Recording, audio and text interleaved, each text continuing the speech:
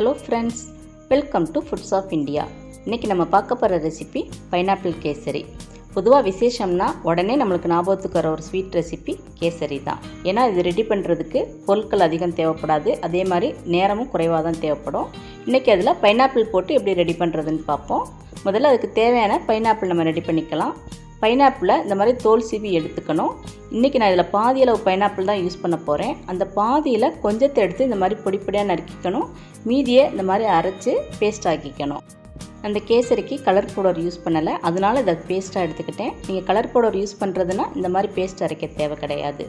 முதல்ல தேவையான பொருட்கள் பார்த்துடலாம். 1/2 கப் ரவை, 3/4 கப் ஜீனி.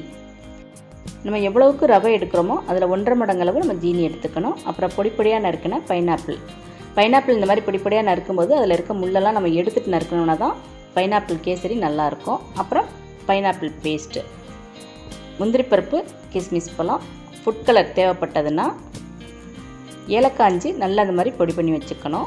3 டேபிள் ஸ்பூன் அளவுக்கு ரீஃபைண்ட் ஆயில் எடுத்துக்கலாம். 1/4 கப் அளவுக்கு நெய் எடுத்துக்கலாம்.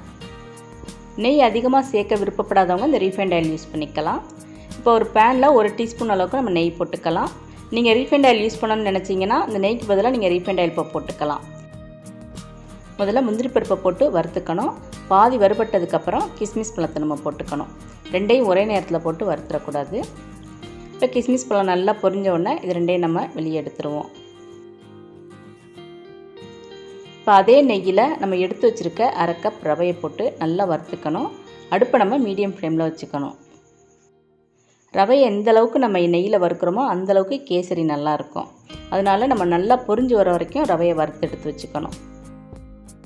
நம்ம ரவையை வறுத்துக்கிட்டு இருக்க அதே நேரத்தில் நம்ம இன்னொரு அடுப்பில் 3 மடங்கு அளவு தண்ணி எடுத்து சூடு பண்ணிக்கணும். 1/2 கப் ரவை அப்படின்னா நம்ம 1.5 கப் அளவுக்கு தண்ணி எடுத்து சூடு பண்ணிக்கணும். ரவை இந்த மாதிரி நல்லா பொரிஞ்சு வர வரைக்கும் நம்ம வறுத்து எடுத்துக்கணும். இப்போ நம்ம அடுப்பை சிம்மில் வச்சுருவோம். சூடு பண்ண தண்ணியை இதில் கொஞ்சம் கொஞ்சமாக ஊற்றிக்கணும். மொத்தமாக ஊற்றிடக்கூடாது, ரவை பொங்கி வந்துடும். இந்த மாதிரி கொஞ்சம் கொஞ்சமாக ஊற்றி நம்ம கிளறி விடுவோம்.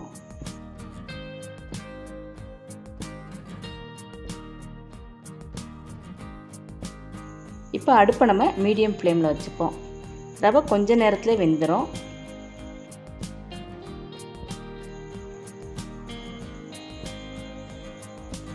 இப்போ ரவை நல்லா வெந்துட்டது. இந்த டைம் நம்ம அரைச்சி எடுத்து வச்சுருக்க பைனாப்பிள் பேஸ்ட் அதில் ஊற்றிப்போம். நீங்கள் கேசரி பவுடர் போடுறீங்க அப்படின்னா பைனாப்பிள் இந்த மாதிரி அரைச்சி போட தேவை கிடையாது. நீங்கள் கேசரி பவுடரை ஒரு சிட்டிகை அளவு போட்டால் போதும், ரொம்ப போட தேவை கிடையாது. இப்போ இதை நல்லா ரவையோடு சேர்த்து மிக்ஸ் பண்ணிப்போம். இந்த பேஸ்ட்டாக போட்டதுனால இந்த கேசரியோட கலர் எந்த அளவுக்கு மாறி இருக்குன்னு பார்த்தாலே தெரியும். இப்போ ஜீனி 3/4 கப்பை இதில் போட்டு நல்லா மிக்ஸ் பண்ணிப்போம். ஜீனி போட்ட உடனேயே இது ரொம்ப இலக ஆரம்பிக்கும். நம்ம அது கெட்டியாகிற வரைக்கும் இதை கிளறி விட்டுக்கணும். இனிப்பு சுவையை கூட்டுறதுக்காக இது கூட ஒரு சிட்டிகை உப்பு நம்ம போட்டுக்கலாம்.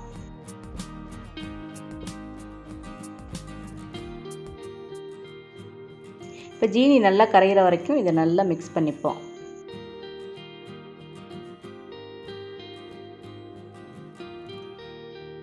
இப்போ ஜீனி நல்லா கரைஞ்சி வந்துட்டது. இந்த டைம் பொடியாக நறுக்கின பைனாப்பிள் துண்டங்களை இதில் போட்டுக்கலாம். இந்த சூட்லேயே இந்த பைனாப்பிள் நல்லா வெந்து நல்லா சாஃப்டாயிரும். அது நல்லா சாஃப்டாகிற வரைக்கும் இதை நம்ம கிளறி விட்டுட்டே இருக்கணும்.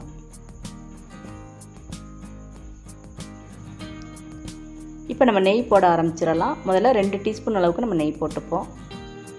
நம்ம 1/4 கப் நெய்யையும் மொத்தமாக ஊற்றிடக்கூடாது. கொஞ்சம் கொஞ்சமாக நெய் ஊற்றி கிளறி அது நல்லா அப்சர்வ் ஆனதுக்கப்புறம் திருப்பி நம்ம நெய்யை ஊற்றிக்கணும்.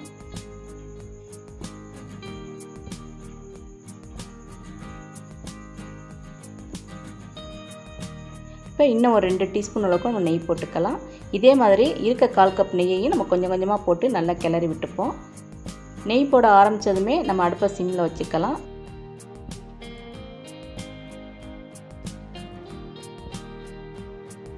எல்லா நெய்யும் நல்லா அப்சர்வ் பண்ணி கொஞ்ச நேரத்திலே நெய் பிரிய ஆரம்பிக்கும். இந்த டைம் நம்ம பொடி பண்ண ஏலக்காயை இதில் போட்டுப்போம். இது கூடவே வறுத்து எடுத்து வச்சுருக்க முந்திரி பருப்பு, கிஸ்மிஸ் பழத்தையும் இதில் நம்ம போட்டுப்போம். இது எல்லாம் நல்லா மிக்ஸ் ஆகிற மாதிரி இதை கிளறி விட்டு நம்ம அடுப்பை ஆஃப் பண்ணிடணும். கேசரி இந்த மாதிரி நல்லா இலகி இருக்கும்போதே நம்ம அடுப்பை ஆஃப் பண்ணிடுவோம்.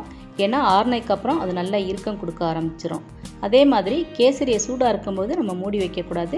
நல்லா ஆறுனதுக்கப்புறம் அதை மூடி வச்சோம்னா தான் இந்த கேசரியை நம்ம 2 நாள் வரைக்கும் வச்சு சாப்பிட்டுக்கலாம். இப்போ நம்மளோட பைனாப்பிள் கேசரி ரெடி ஆயிடுச்சு. நம்ம வழக்கமாக சாப்பிட்ற கேசரியோட இந்த பைனாப்பிள் சேரும்போது டேஸ்ட் இன்னும் கொஞ்சம் கூடுதலாக இருக்கும். நீங்களும் இந்த பைனாப்பிள் கேசரி ட்ரை பண்ணி பாருங்கள். இந்த வீடியோ உங்களுக்கு பிடிச்சிருந்தா லைக் பண்ணுங்கள், ஷேர் பண்ணுங்கள். இந்த சேனலை சப்ஸ்கிரைப் பண்ணுங்கள். தேங்க்ஸ் ஃபார் வாட்சிங்.